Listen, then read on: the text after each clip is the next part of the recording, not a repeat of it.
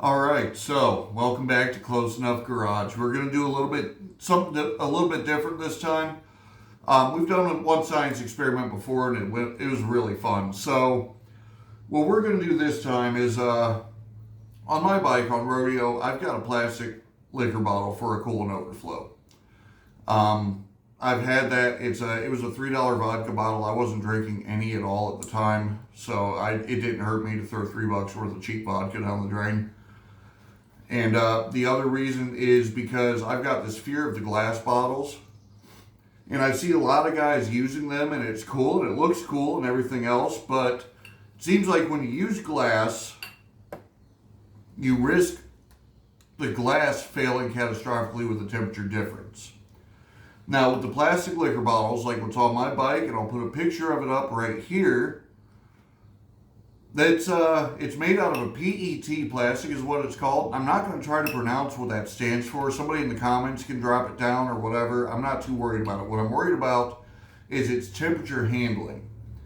And it's got a really high range. It's like negative 90 degrees up to like 350 or 400 or something ridiculous like that.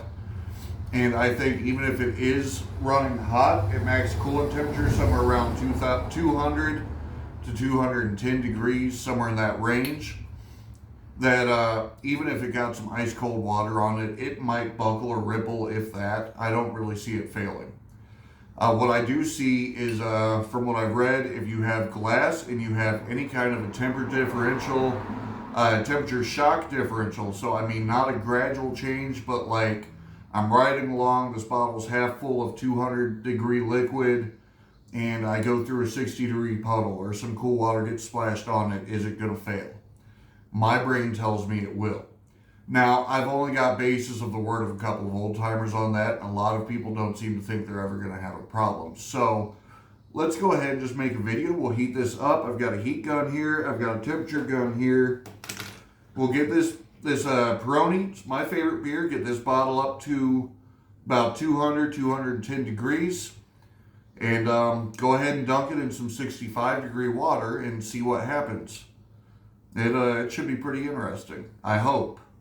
Or it'll be really boring and I'll be proven wrong. But you guys at least get that pleasure either way. So, be right back. I'm going to start heating it. I know it's going to take a few minutes, so I'm going to stop the film now. And we'll come back when it's up to temperature.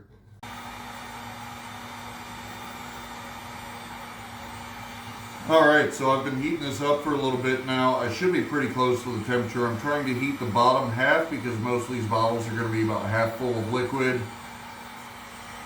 That might be a factor I might have to look into in the future too. Now, I've seen liquor bottles, I've seen beer, I've seen old Coca-Cola bottles, all kinds of good stuff like that. I just want to see if it's safe. So I'm not trying to trash talk anybody. I'm not trying to down anybody's ideas. I kind of want to satiate my own mind on this, and I want to take you guys along for this little journey. Now, I forgot to bring this up to the camera, but there is no cracks. This bottle's 100% intact. You know, I've been called asshole, I've been called dick, I've been called a lot of things, but I've never been called a liar. So, you're just going to have to take my word for it. And we're going to go ahead and check it real quick. And if it's at temp, we'll plunge it. It's actually a little over temp, but it's coming back down pretty quick. 215.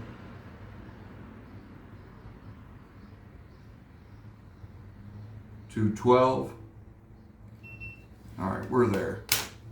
Safety glasses. I felt that. I heard that. And the bottom is laying in the bottom of the bucket. So, I'm going to bring this up to the camera. We're going to throw it right in my trash can after that. No, I'm going to let it cool first, dummy. Check that out, dude. The whole bottom busted out of it.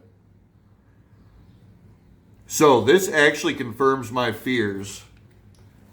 And y'all can keep using what you want to. I'm never going to say anything except I told you so. But I feel pretty good that my suspicions on this matter have just been confirmed right here on, on film in front of everybody. And yeah, I'm gonna keep using the glass or the plastic bottles. So, you know, to each their own. If you want to take that risk, if you don't wash your bike when it's hot, if you don't ride it in the wet weather, if you avoid all puddles, go for it. I've been caught even on rodeo a few times in the rain. It happens. It's a part of life. It's part of bike life, especially in a place like Northeast Ohio where the weather sucks and the weathermen are idiots. So, you know, take your chances. I'm going to keep using the PET bottles. PET bottles. Because I've had this one on this bike for, has it been like 2.5, 3 years? Not 3 years, like 2.5 years, something like that. And I've had no problems. I will eventually be doing a coolant flush though, and when I do that, I'm also going to drain that bottle, and I'll be putting a different type of coolant in there. And it's going to change the look up too. I'm going to try red, see if we can match it a little bit closer to the paint job on the bike too. But anyway, guys, y'all be safe out there. It's a dangerous world, and I don't want to see anybody getting hurt. So do what you think is right. Do what you feel is safe. Thank you so much once again for tuning in on this. Thank you so much for checking my channel out. Go ahead, do the like, subscribe, share, tell all your friends. Let's get some more people over here and get some more people helped, because that's our goal with all of this is, you know, hopefully we help somebody else today. So be safe, and thanks for tuning in here.